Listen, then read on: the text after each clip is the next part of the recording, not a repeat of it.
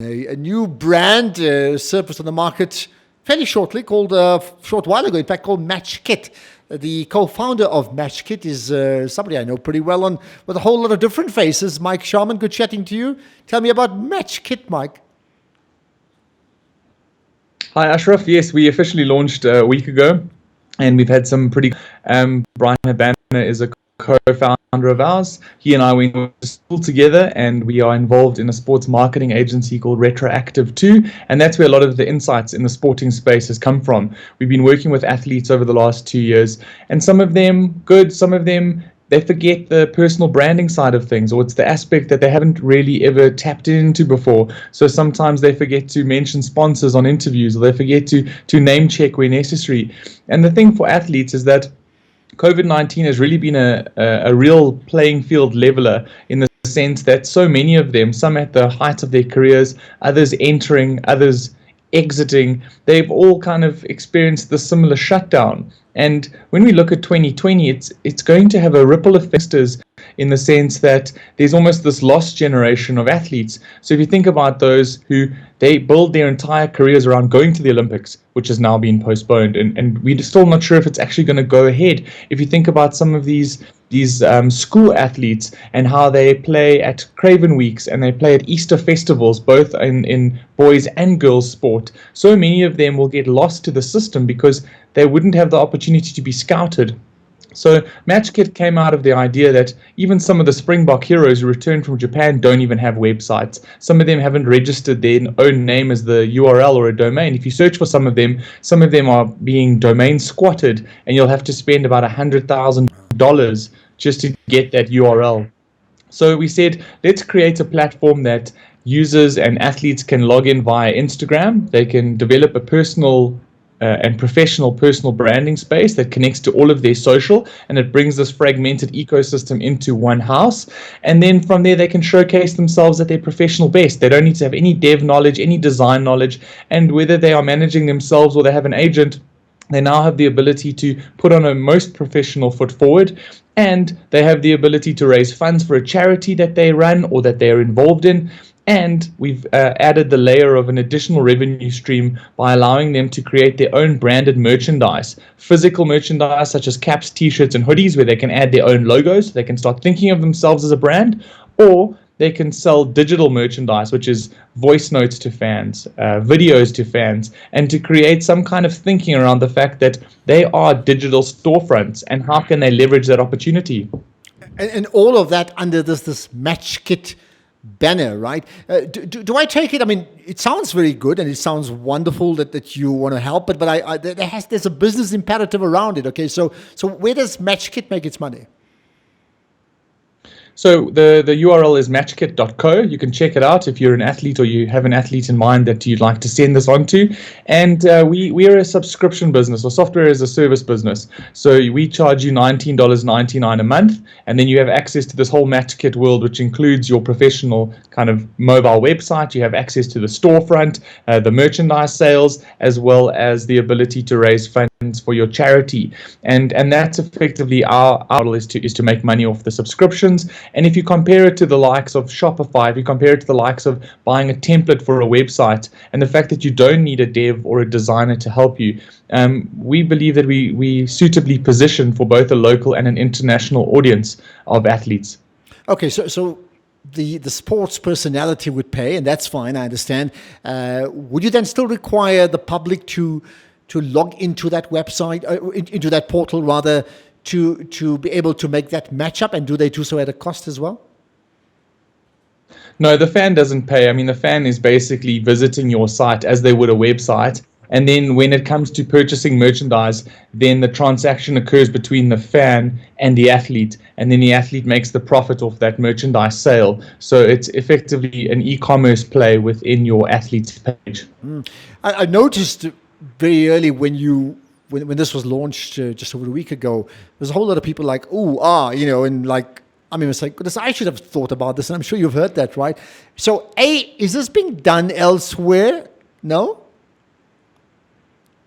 So what is interesting is that there's very generalist iterations of a similar idea. So we've seen that, there's Shopify, there's WordPress, there's theme businesses that you can build websites off, but the evolution of a lot of e-commerce plays is to look specifically into verticals. So from a vertical perspective, there was one or two products that were very similar, but they didn't manage to get the traction required, and there were elements within that structure that didn't work to a very niche specific athlete solve and requirement.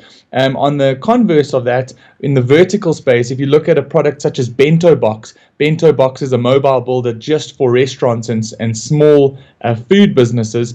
They've just raised $16 million in a Series B round in the US.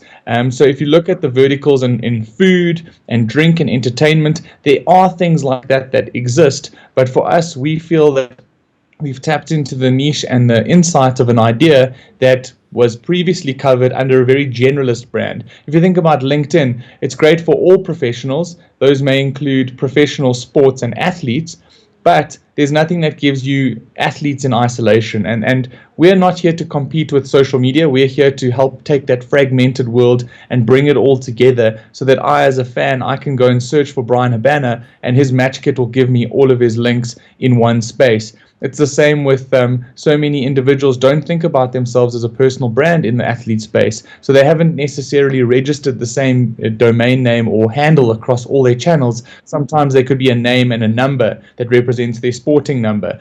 And it's so few, it's maybe the 1%ers of athletes that really started at the bottom. They registered domains. They registered the same handle. In an entered world, we're making all of those fragmented parts come together in a holistic whole. Are you not, in essence, doing the job of player agents? Are you a player agent? No, I wouldn't say that. I think we are a supplementary tech solution to the agents, and now they can showcase their athletes better. So whether athletes have an agent or they don't, I think this is a tool that can be used by the diverse audience. So for the agents and the benefits for them, they'll be able to now have reporting to showcase how many people have viewed their athletes' pages. We've got our own MatchKit analytics, so we can see how popular and engaged with that specific pages.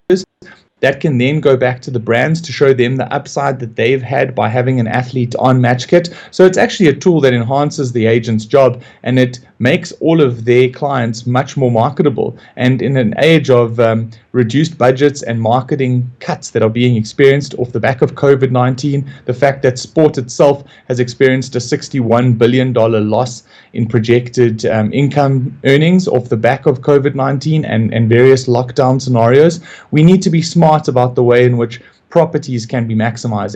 And athletes are the ultimate commercialized property. And if they're not playing, how are they able to maximize their commercial endeavors? And that's what we strive from a match. Well, based on your insights, then, how big a problem is this that, and I'm not talking about the elite athletes, that there are many sort of middle tier athletes around the world, and in this case, South Africa, who for whatever reason do not fully leverage the fact that they are a brand, that they are a property, that they actually they are real estate that can be rented out. Okay, how big a problem is that? Well, we don't know the full extent to the damage that will be caused and the decimation that will occur on certain of the middle to lower leagues, but our target market is really your athlete who is a journeyman and woman, and they're the person who is going to retire at 30 and still definitely need to get a job post their sporting career. So the more opportunity they can think about becoming a brand, the greater the longevity of their career, the greater the opportunity to give themselves a professional or public speaking career or any kind of brand support. If you look at guys like Bryan Habana, like Lucas Radebe, they've really managed to maximize time after retirement. Lucas is a perfect example. Lucas is now more relevant than ever. He's on big discovery campaigns. We worked with him on a campaign for Javits Properties a couple of years ago. And he's a very likable individual who's built a professional personal brand. He's an absolute god and legend at Ellen Road still. He has his own box and his own statues and all kinds of things. But he's understood the importance of nurturing those relationships and continuing them after his career. The same with Bryan. He's been with Adidas for like 18 to 20 years. He's been with Land Rover since he was playing junior rugby for the Lions. And I think that it's the understanding of a mixture of network and relationships, and also cultivating the two, that will ultimately put you in good stead. So we'll be providing content on a regular basis, sharing these insights with our athletes, showing them what the best practice elements are to do, bringing our thinking of our marketing hat into the mix, as well as the player and athlete insights that Bryan picked up during his playing days, and what worked best for the brands that he engaged with, that leveraged him and maximized his commerciality throughout. So I think you gave two very good examples, Lucas Radebe and Bryan Habana, World Cup winner Bryan Habana, that is, of course, right? But having said that, your pitch really, if I understand what you said, is actually not to them. These are the elite athletes at the top of their game.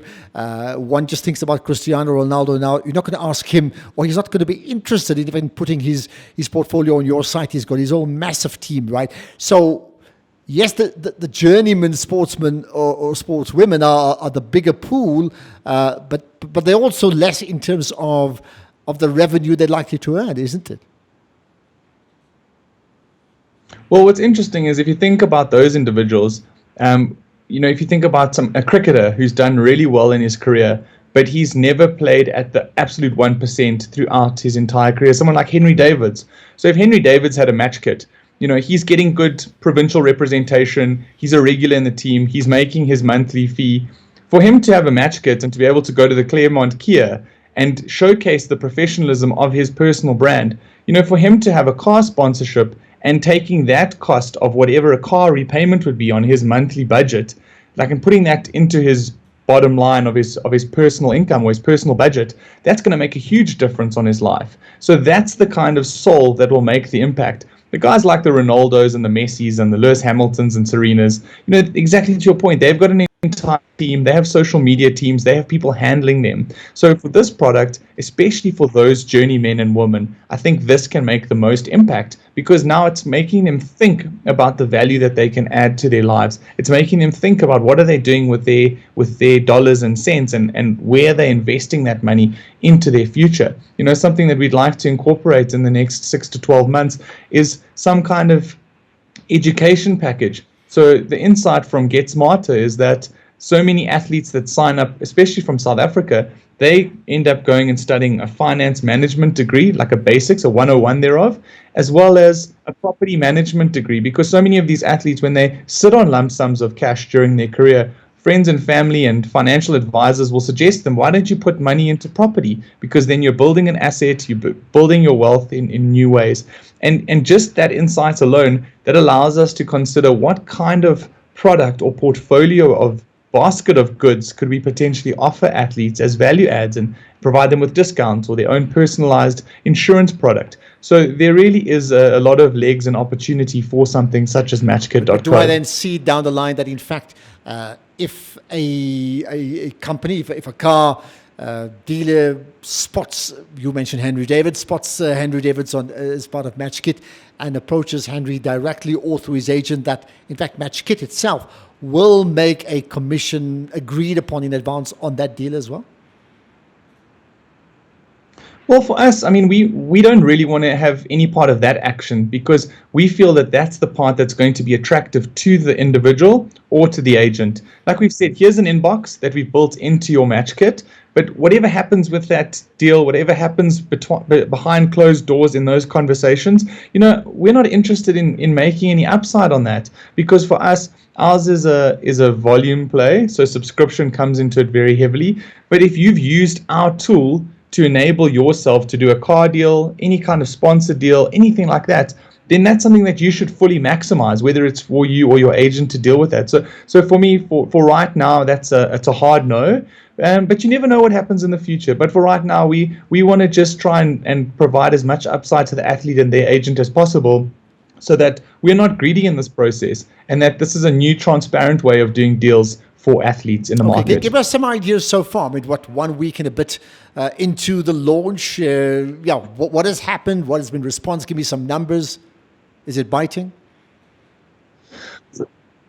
Well, the most exciting thing is the mixture of talent pool. So We have Sene, who's the vice captain of the Irish women's rugby team. We have Tammy Beaumont, who is England cricketer, and she was one of the highest run scorers at the last Women's World Cup. She was a Wisden Cricket Player of the Year last year. We have Thembi Kgatlana, who plays for Banyana and Benfica. She's using the platform. She's really loving it. And she was a CAF Player of the Year and a CAF Goal Scorer of the Year. We also have Henry Schoeman, who's a bronze medalist from the Olympics. He's an African Games gold winner. He's a triathlete champion. We have Siobela Sanatla, obviously, with his prowess from a Blitzbox perspective and his intentions to make it into the Springboks 15 on a more regular basis. We have various cyclists and epic winners on the mountain bike, both men and women. So that's been the most encouraging sign, is that as those numbers continue to tick over, every day there's new sign-ups. There's footballers, cricketers, rugby players, niche sports men and women. And of the handful of athletes that have signed up in the last week alone, we now reach about 1.7 million fans across Instagram alone. So for me, it's quite an encouraging piece of sign-up. The fact that we have the ability to counter any kind of negativity or perceived criticism of the platform, that's been the best thing, is that agents and individuals alike have asked us questions. We've been able to handle those, similar to this kind of interview, and they've been happy to sign up off the back of that. And we're excited to grow. There's some really interesting developments in the US from a college ball perspective. I'm sure you've been watching The Last Dance with Michael Jordan and the rest of the Chicago Bulls, as most of the world has. And there's a new development in the US called the Fair Pay to Play Act. In the past, there's been so many of these athletes that are represented by the NCAA who've never been able to be paid for their likeness or their image. And so many of these college games sell out larger stadiums than we have in South Africa for our national teams. And that for me is encouraging, because now so many of these young athletes who will only reach the heights of their careers playing at college, some of them will never go on to the NBA or the NFL or whatever other discipline. I think it's only 2% of those athletes go on to the actual NBA and NFL. And if we can tap into some of those, we will have some great success. And that's the most encouraging signs for me, is looking at the evolution of the game, not just for your tier 1 and your 1%er athletes, but also for your mainstream sports, your college sports, your university stars here that are playing for the varsity sports divisions. And that for me is an exciting development, is that we can basically implement a tool that can make people more money. I think that's an exciting thing for us. You mentioned some degrees of negativity. What's been the most repeated negative question that's emerged?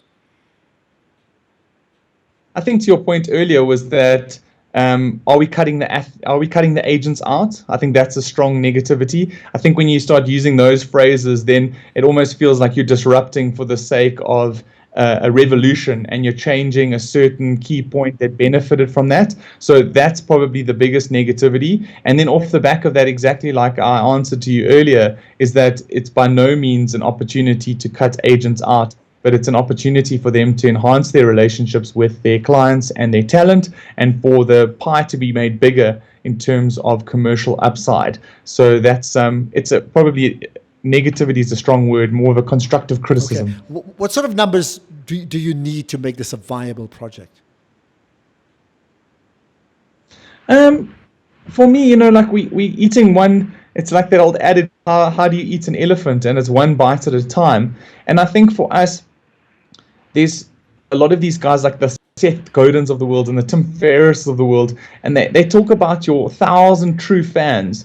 And for us, I think once we've broken through that first 1,000 athlete barrier, I think for us, that's when this starts to become really exciting. And 1,000 isn't that many if you think about the scalability of social networks, the scalability of platforms. Once we make 1,000 signups, then we have the ability to really have a cross-sectional view of what success has looked like, from the insights, from the analytics, from the features that the athletes are using the most. I mean, this weekend alone, a whole bunch of esports enthusiasts, we have one or two of them on the platform already, such as Julia Robson. She's from Cape Town, and she's a professional gamer.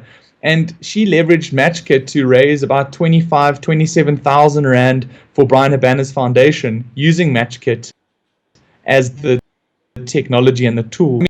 mean, there's so many encouraging signs. And for me, I'm not a business plan fan. I'm a person who, when we have an idea and we've done enough research and we've spent some time crafting what it is that we go to market with, that you then listen very intently and very closely to what your early adopters are feeding you information with. And you then get a better sense of the features that they actually need and want versus those that were a little bit more vanity based on your own insights and your own ideas. So for me, that's what I'm excited about. How people will use it and how it will add value in different Let me come levels. full circle. I mean, not just being a business guy and somebody who's a marketer yourself and who understand the digital space, but also clearly a sports fan, right? And then you've got Bryan Habana as a partner. So your thoughts in terms of what can we learn from Bryan Habana? Not just the World Cup winning rugby player, named after Brian Robson, so he should well have been a Man United player, but that didn't happen. But what can we learn, not so much about his ability as a player, but about the decisions he's made in terms of commercializing his property that you'd like to share with us now? Yeah, I think that what he's done, he's been a consummate professional. And I think that if you think about brands and marketing, in this day and age, people are so fickle. People will jump from one brand to the next on a slightly higher paycheck. People will move and they'll shake and they'll schmooze and they'll be wine and dined in order to get that next big contract. But Bryan understood that he had a certain lifespan on his career, and he maximized his partnerships and relationships with those people that mattered the most to him, the people that backed him from before he was a Springbok, from when he was a skinny scrum half, when we were at school together. You know, he had an astute understanding of the types of relationships he wanted to be in. And I think that's why partners like Adidas have been with him for so long, because he's supported them similarly to the way in which Land Rover, massive ambassador, and it's the same. It was playing in his playing days. He was there driving his Land Rover, sharing the love, and he was almost that first generation of digital natives or social media natives that really understood that he had the opportunity to build an audience, to be authentic in the communication with that audience, and then to put his brands into his lifestyle that would be a very natural fit and non-forced value and faith within your relationships with your fans. And I think that's the thing that so many athletes forget, is that there's almost like this non-written comments. And if you try and dupe your fans by pushing product into their faces and trying to be subtle with your product placement, I think that can backfire on both sides, because you can lose audience and you can lose the value that the brand has invested in you to engage with. Thanks for sharing those insights, Mike Sharman, and certainly about MatchKit and certainly about Bryan Habana as well. I think from your side, it sounds like a great concept. I will certainly follow it very, very closely as someone who really appreciates sport. Simple to say that for MatchKit, it's match day for you guys. Thank you so much, Ashraf. Thank you for having me. I really appreciate it.